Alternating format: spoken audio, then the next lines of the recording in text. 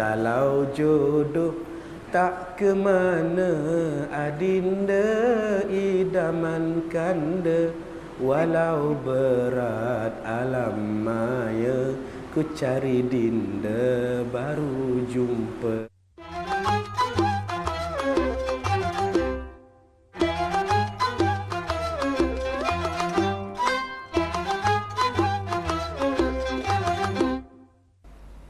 Sunnah semua Nabi ada beberapa jenis sunnah. Pertama, sunnah semua Nabi ialah kahwin. Nabi Adam pun kahwin. Nabi Muhammad kahwin. Nabi Isa yang saya kata tadi. Nabi Musa pun kahwin banyak. Nabi Sulaiman lagi banyak. Nabi Daud lagi banyak. Yang kedua, sunnah Nabi ialah berwangi-wangian. Memakai minyak wangi. Itu adalah sunnah.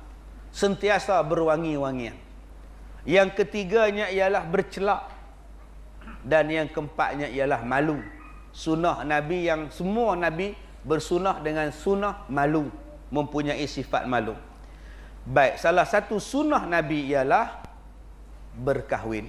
Siapa yang benci kepada sunnahku, maka dia bukan daripada aku dan dia benci kepada aku. Sunnah Nabi banyaklah tuan-tuan. Nabi juga menyimpan janggut.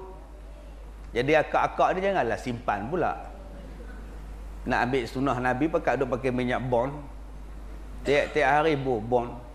Sebulan keluar janggut. Balik-balik rumah, abang. Lari suami tu.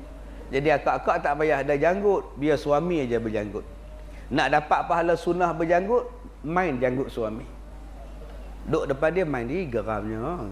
Dapat pahala. Jadi abang-abang simpan-simpanlah janggut. Itu sunnah. Banyak lagi lah sunnah Nabi ni kita tak baca lah. Baik, telah bersabda Nabi SAW. Baik, kita baca. Tanakahu takthuru fa inni ubahi bikumul umam yaumal qiyamati hatta bis-siqti. Berkahwinlah sekalian kamu supaya kamu menjadi ramai. Nabi suka, Nabi berbangga-bangga kalau umat Nabi Muhammad ni adalah umat yang ramai. Dan tuan-tuan jangan takut, rezeki ada. Bukankah kita baca dah tadi Allah bagi kaya? Kerana ada orang kata, ustaz, nanti kalau anak ramai nak makan apa ustaz? Anak ramai nanti cukup tak cukup belanja, kos makin mahal. Cukup. Tanah ni cukup. Orang mati pun ada tanah, orang hidup pun ada tanah. Tuan-tuan janganlah takut. Beras ni cukup, makan minum cukup, air ni cukup. Macam kita di Malaysia air berlebih-lebih sampai banjir. Cukup, jangan takut. Dan telah bersabda Nabi SAW. Man raghiba an sunnati falaysa minni.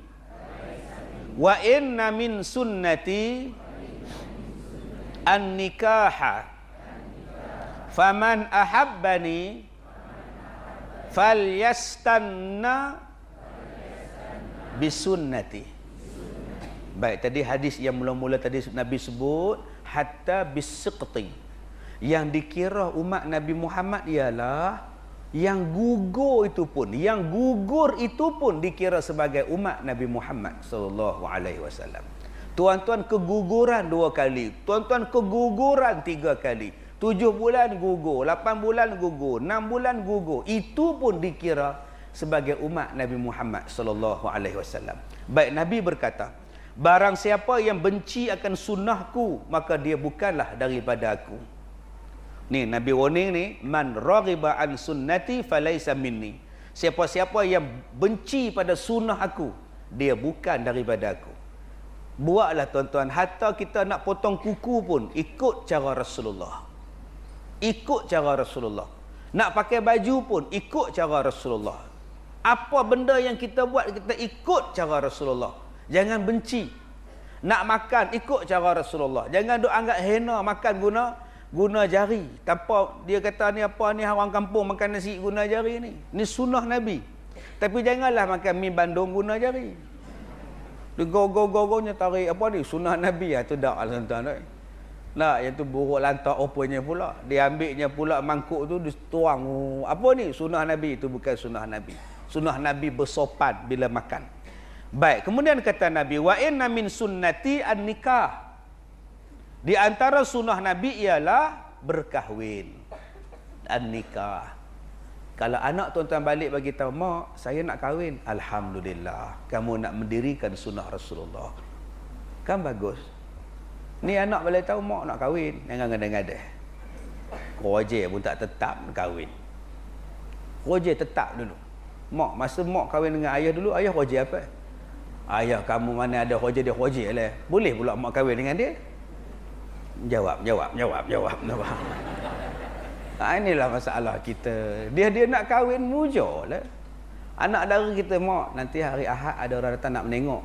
Nengok aku ke nengok kamu? Nengok saya lah, mak terima tau. Jadi anak bagi tahu itu dia nak mendirikan masjid.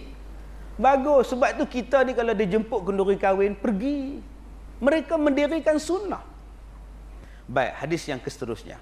Man taraka at-tazwija makhafata lil'ilah falaysa minni.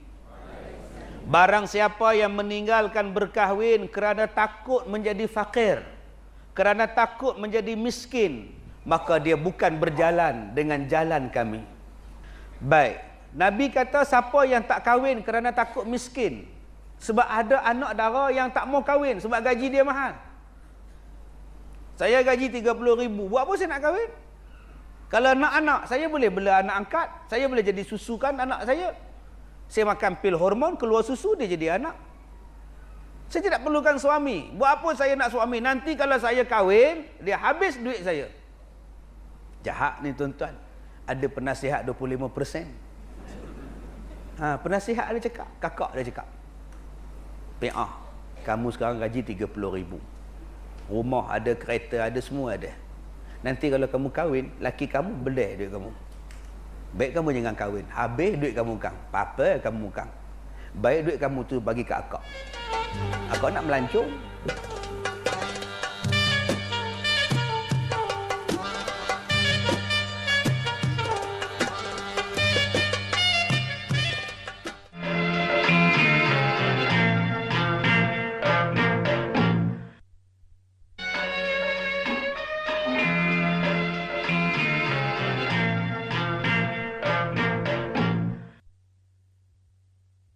Daripada suratul Baqarah disebutkan tentang ayat riba, ayat berhutang, ayat berkenaan dengan perniagaan dan sebagainya. Malah Nabi Muhammad sentiasa bercakap, ya ayuhat tujar, wahai peniaga. Nabi sebut. Nabi pergi ke pasar, Nabi bersyarah kepada peniaga. Wahai peniaga, jadilah kamu orang yang baik dalam perniagaan kamu. Kerana kata Rasulullah, orang-orang yang berniaga yang baik akan menjadi orang yang awal masuk syurga. Bersama dengan para nabi minan nabiyyin wasiddiqin wasyuhada'i wassalihin. Keistimewaan kepada peniaga.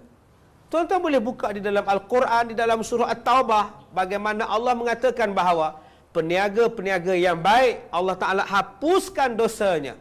Peniaga-peniaga yang amanah, Allah Ta'ala menghapuskan dosa dia.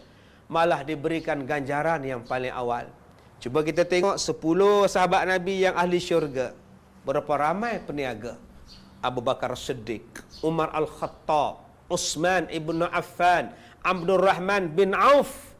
Ini adalah di antara sahabat-sahabat Nabi yang ahli perniagaan belaka. Jadi menunjukkan bahawa Islam menggalakkan kita berniaga.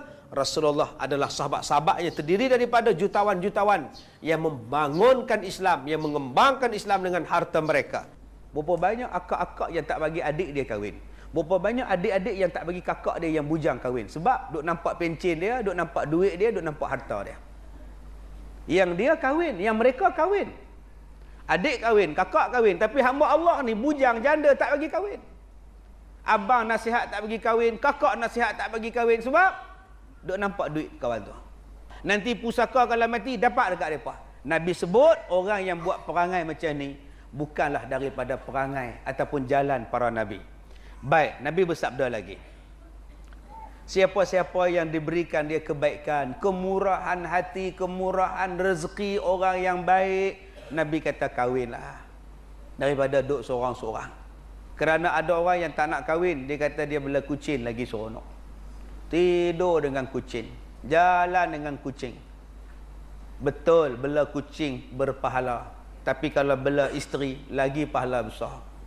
Baik, cuba tengok hadis ni. Apa kelebihan berkahwin? Man nakaha lillahi wa ankaha lillahi istahaqqa wilayatallahi. Barang siapa yang bernikah kerana Allah. Abang-abang, akak-akak kahwin ni kerana apa? Kerana Allah. Kenapa kamu kahwin dengan mak topoi?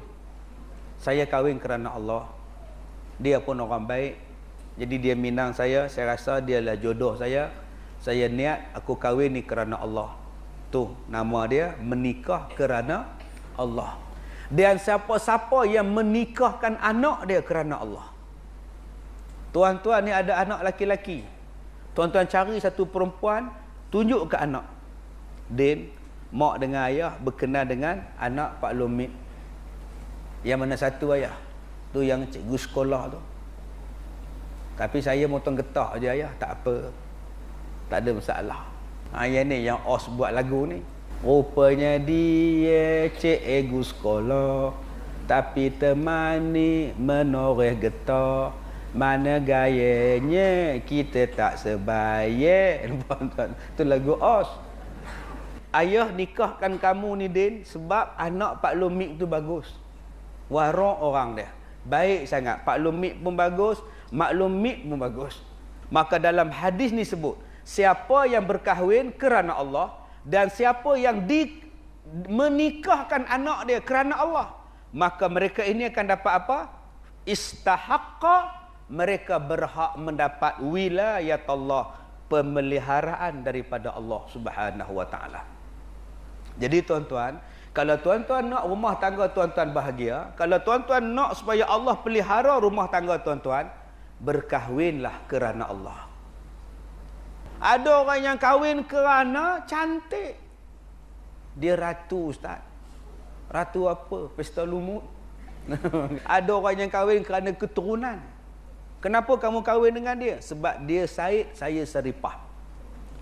Jadi eloklah sebab nanti dapat anak pun boleh pun nama Said. Tolakkan ke tepi benda ini, tuan-tuan cuma ambil agama. Aku kahwin ini kerana Allah Ta'ala. Tuan-tuan sendiri boleh faham. Kalau Allah bela tuan-tuan macam mana? Dapat keberkatan, anak-anak dapat jadi orang baik-baik. Dapat jadi baik-baik. Kita tengok orang dia biasa, tapi anak-anak semua menjadi. Anak-anak semua berjaya dalam hidup. Baik, kata Sahih, pemilik kitab Al-Quds, ini sekurang hal yang dicapai dengan dia oleh wilayah. Kerana wilayah itu ada beberapa makam. Pemeliharaan Allah ni ada beberapa jenis. Bagi tiap-tiap satu makam itu dipanggil sebagai amal yang soleh. Siapa yang berkahwin kerana Allah, maka orang ini mendapat satu ganjaran daripada amalan-amalan soleh. Dan sabda Nabi SAW lagi, siapa-siapa yang berkahwin, sesungguhnya dia telah memelihara setengah agama dia. Kita kahwin, kita dah buat setengah agama. Maka setengah agama lagi di mana? Selepas kahwin, tolonglah jaga-jaga. Kan Nabi kata perempuan paling senang masuk syurga. Pertama, solat. Jaga solat. Nombor dua kata Nabi, puasa Ramadan. Yang ketiganya, menjaga kehormatan. Dan yang keempat, taat pada suami. Dalam tiga ni paling senang. Orang perempuan boleh buat. Yang paling susah nak buat, nombor 4. Taat pada suami. Yang tu lah agak susah sikit. Suami baik, boleh taat. Buatnya suami nak kahwin lain, distreka suami dia. Inilah cabaran untuk orang perempuan. Hak nombor 4 tu nak taat pada suami ni.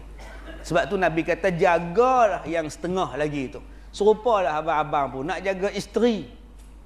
Kena sabar banyak dengan isteri. Jangan jadi panas baran, sikit-sikit nak tampak, sikit-sikit nak sepak. Pijak isteri, hentak kepala, pukul. Daripada hujung rambut isteri sampai hujung kaki dia adalah di bawah tanggungjawab kita. Ilmunya, amalan dia, makan minum dia, pakaian dia, keselamatan dia, kesihatan isteri di bawah tanggungjawab suami.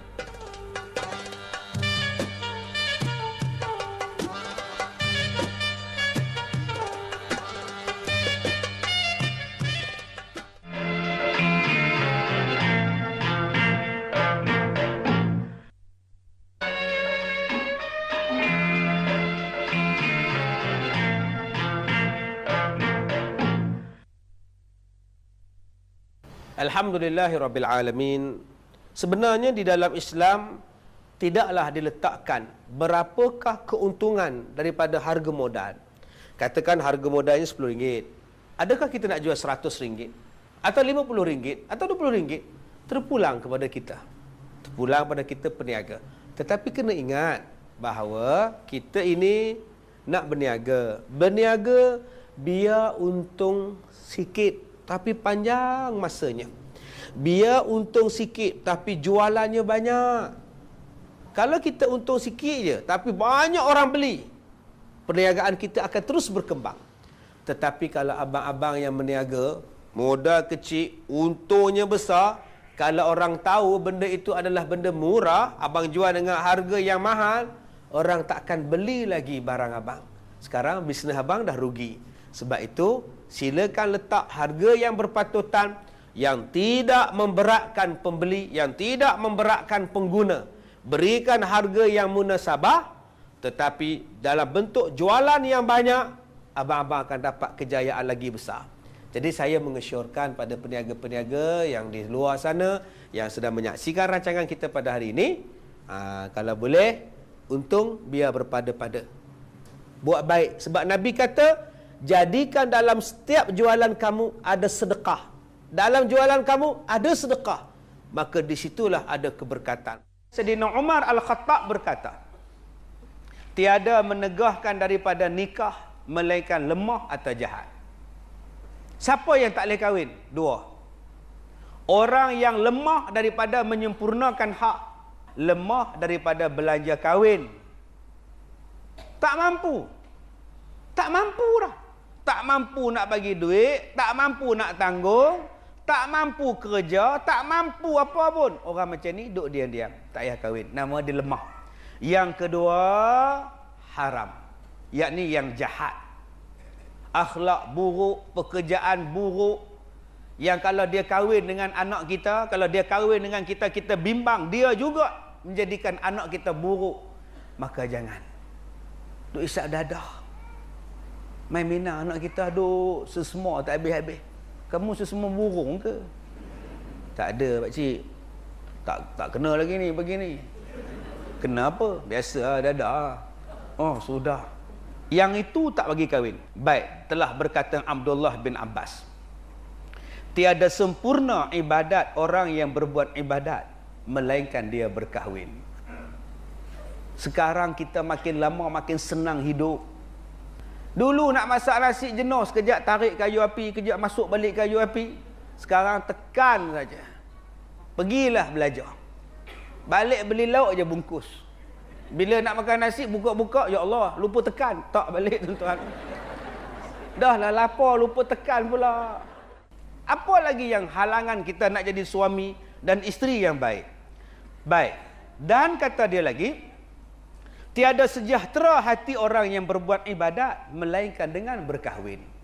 Dia kata dengan berkahwin, hati kita terpelihara. Kita akan khusyuk. Dah ada isteri di rumah, dah ada suami. Hati kita milik dia, hati dia milik kita. Hati ini bukan milikku lagi. Cuba buat macam itu, kan bagus. 1000 tahun pun kakku nanti. Udah tak lepas ya suara dia tuan-tuan. Baik. Dan kerana tiada kalah syahwat melainkan dengan berkahwin. Dia kata tidak akan kalah syahwat itu dengan melainkan dengan kita berkahwin. Dan tiada sempurna ibadat melainkan kosong hati daripada apa yang membimbangkan. Sebab itu Allah Ta'ala sebut dalam Quran, litaskunu ilaiha. Tujuan dijadikan kamu berkahwin ini supaya kamu merasa tenang. Pakaian kita dah dijaga, makan minum dah dijaga, keselamatan kita dah dijaga, nak pergi umrah senang, nak pergi haji senang, dah ada wali kita, dah ada mahram kita. Dulu kita susah, sekarang dah ada suami ni kita rasa seronok sangat. Apa-apa hai suami kita ke hadapan, tenanglah dia, maka datanglah khusyuk. Kerana itulah tak kala cukup umur budak-budaknya dikumpulkan Ikrimah, Quraib dan lain-lain daripada kedua-duanya. Dikatakan kepada mereka, jika sekalian kamu hendak berkahwin, bolehlah aku kahwinkan. Kerana seseorang hamba Allah apabila dia berzina, nescaya tanggallah iman daripada hatinya. Dan kata Abdullah bin Mas'ud radhiyallahu anhu, jikalau tiada tinggal umurku melainkan 10 hari, nescaya aku akan berkahwin, asalkan jangan aku berjumpa Allah dalam keadaan aku bujang. Abdullah bin Mas'ud ni tuan-tuan sahabat Nabi, dan telah mati 2 isteri bagi seorang sahabat Nabi SAW yang bernama Muaz bin Jabal.